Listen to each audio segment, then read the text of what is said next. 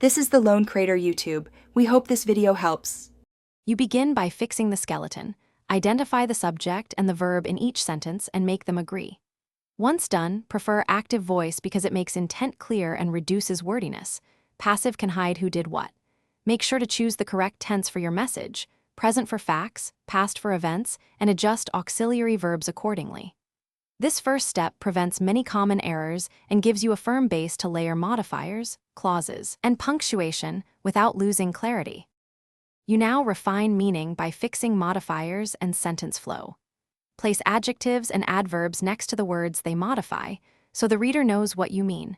Misplaced modifiers change the subject or create ambiguity. Once done, combine related clauses with commas or semicolons to show relationships and use conjunctions to balance ideas. Make sure to read sentences aloud.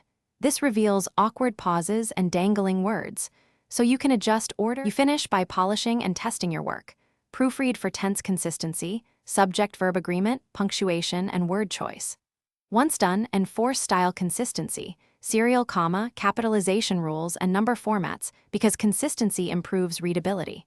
If sentences still confuse the reader, simplify them. Split complex sentences into two and favor concrete words over vague ones.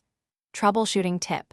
If meaning remains unclear, remove modifiers and rebuild the sentence step by step. This isolates the error and speeds correction.